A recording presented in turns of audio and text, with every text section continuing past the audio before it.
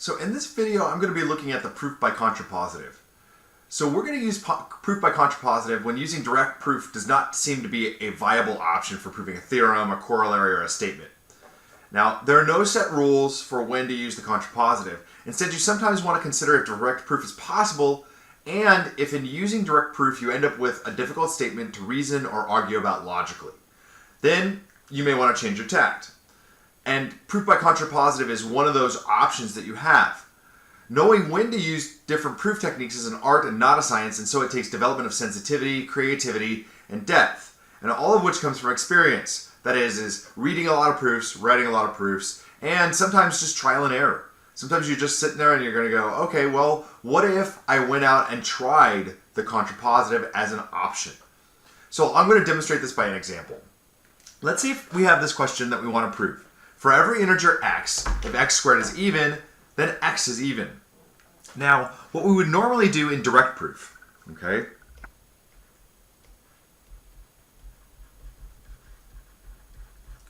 We would begin with x squared is even. So we'll let x squared be even.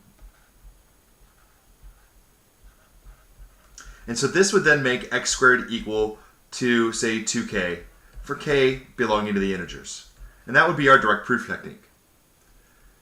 So the next logical step from an algebraic perspective is to let x equal the square root of 2k. And now we're down to x. Well, the problem that I have here is, how do I show algebraically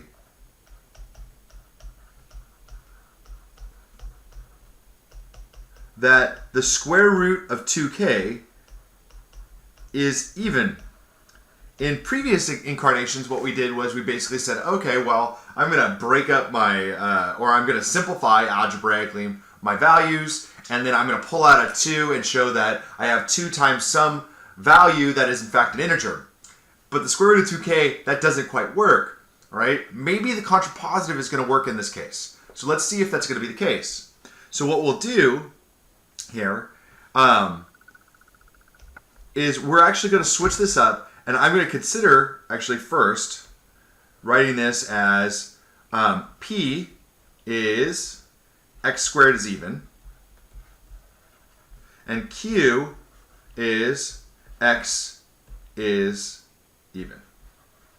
We could also write these as, actually we could write this as predicates p of x is even and q of x equals that x is even. So our statement here for every integer x, for all x, p of x implies q of x. Now the equivalent statement here to p of x implies q of x is that not q of x implies not p of x. And that doesn't mean we're going to make a negation here. What it is that this thing, the contrapositive, is equivalent to our implication. So what we can do then is we could say, okay, well, let's prove this one, the contrapositive, that for all x, not q of x implies not p of x. And let's see if we can do that. Let's see if it's easier. Now, like I said, I don't know if it's actually going to be easier. I might even have to take a different tact. I might have to do a proof by cases. I might have to do something else. But I'm going to try it out here because it seems to me, like when I look at it, all right, that it's easier to start with x is even, square that, and then like pull out my 2 because I've done proofs like this, direct proofs like this. And so I know that that's what I'm going to end up doing. So let's see what that is. Let's say, so we're going to let, for every integer x, I'm going to rewrite this now, for every integer x, if x is odd, because that's not q of x, then x squared is odd. And let's see if this now is easier to prove. So we're going to let x be odd. All right, we'll pick an element, and then, so x equals 2k plus 1. Great. Now, x squared will then equal 2k plus 1 squared. All right. Which equals 4k squared plus 4k plus 1. And now when I look at that, I actually think I can turn that into an odd value, into an odd number by splitting up and turning this into 2 times 2k squared plus 2k plus 1. All right, awesome. And so, since k belongs to the integers, okay, 2k squared plus 2k belongs to the integers. So, x squared is 2 times j plus 1 for some integer j.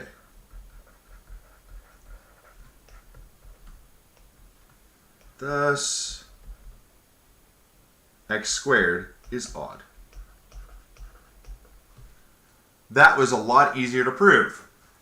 What you can see here, and one of the things like when we're doing, say, odd-even kinds of proofs, is to notice that if I start out with kind of like some other function, for example, in this case, x squared, and I want to use that function in order to prove that x has a particular quality, that it's a lot of times a lot easier to use the contrapositive in that case, because doing algebra on x, right, to construct x squared makes it a lot easier for us to transform something into being even or being odd. And that's just generally what happens. That's kind of like something that I have developed over doing lots and lots and lots of these proofs. Now, if somebody says to me, hey, you know, let's say, for example, suppose x is even and y is even, or excuse me, suppose that x and y are integers, and I want to prove 5x cubed plus 2xy squared is odd, implies that x and y are odd, I'd be like, well, that's going to be a lot easier via contrapositive, right? Because that's the kind of proof that lends itself to being solved by the contrapositive. So it's really important to understand that this is not the kind of thing that you're like, there's no rules for when I use contrapositive. We just want to say, is it going to be really difficult to prove this by direct proof? And if it is, then what we're going to do instead is we might try the contrapositive. Okay? Let's try another example.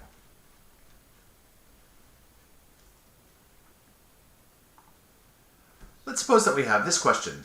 For any integers x, y, and z, if x divides y and x does not divide z, then x does not divide y plus z. So in this case, what we have here is we have a compound statement at the beginning. We have x divides y and x does not divide z. And let's kind of start out and see if we can actually do this directly. Let's say x, right, divides y. We're going to let x divide y, okay? And x divides z. X does not divide z for some integers x, y, and z. And so I start with that and I see, oh, okay, well, x divides y means that y equals k times x for some integer x. Or excuse me, some integer k. And x does not divide z means there does not exist an integer j such that x equals jx, or jz, excuse me, x equals jz. Okay. You know, automatically I'm thinking to myself, I'm going to have to find a different proof method, and contrapositive might be it. And here's why. This statement here, think about how difficult it is to use that instead of a proof. That's not easy to use. If you see this one here, x divides y, right? Y equals kx for some integer k, right? Oh, I've got experience using those. I know how to use them. That's going to be easy to do some algebra with. It's going to be easy to like kind of think about things logically. But this second statement, x does not divide z, that's tough. I think that's going to be really difficult to use. And so I'm going to consider, right? I'm going to stop here and I'm going to consider proof by contrapositive.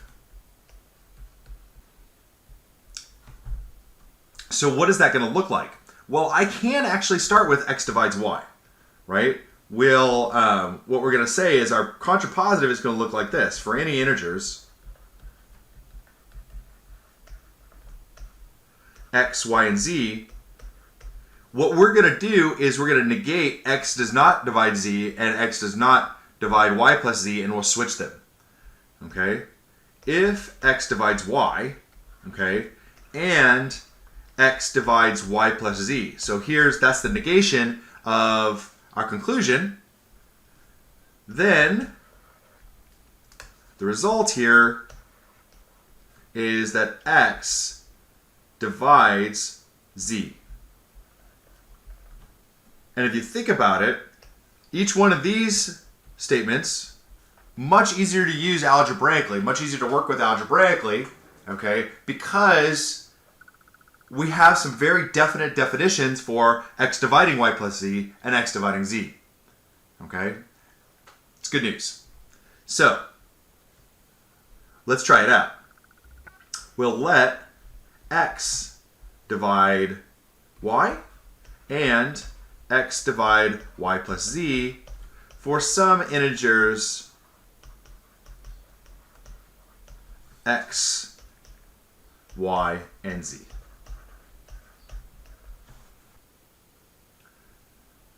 So, y is going to equal jx for some integer j,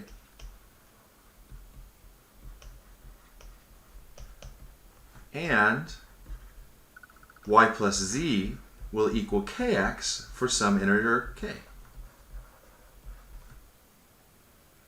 Now what we want to do, what we need to do is we need to show that x divides z, all right?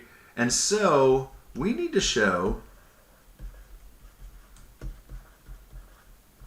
that z equals hx for some integer h. And if you think about it, that's way easier to prove than there does not exist a value x such that x divides y plus z. That's going to be really difficult to do, the thing that we have to show that there isn't one, versus just showing that our particular statement actually has a quality that we have a definition for. Okay? So we're going to show that z equals hx for some integer. That z equals y plus z minus y, which equals now kx minus jx. And so what we've done is we've rewritten z in terms of x, all right, which is something that we really needed to do in order to be able to prove this. So z equals x times k minus j. K minus j equals h for h belonging to the integers, as k and j are integers. So what this means is, x divides z.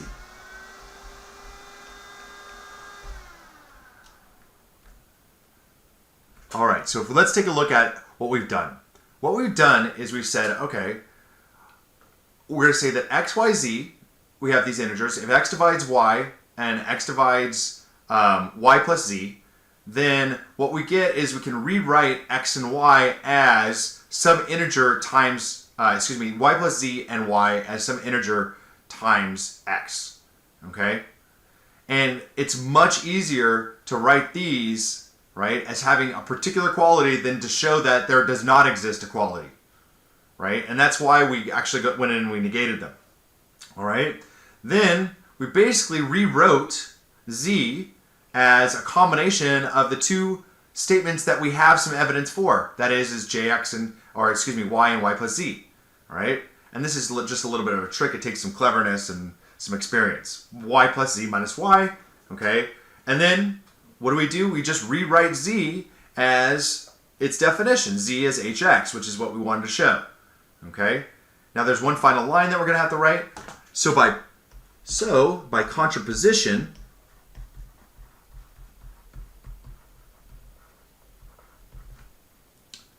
x, if x divides y and x does not divide z, then x does not divide y plus z. Now it's you have to think to yourself, well, is that what I really proved? Well, yeah, you did.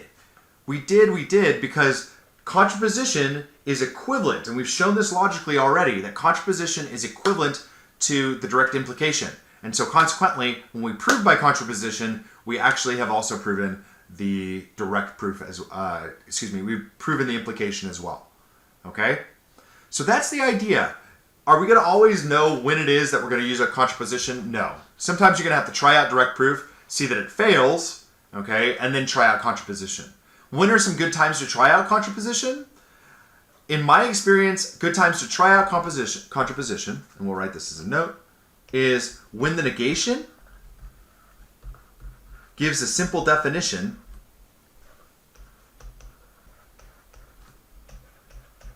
So if we can go in and negate the, if we can go in and we can negate the conclusion and find that the negation of the conclusion has a simple definition, right? We may want to try out contraposition. Or if on the other hand, when we go out and we attempt to use the negation of the hypothesis, right, and we end up with something that is not easy to work with, then we might also want to try the contraposition. This completes the video.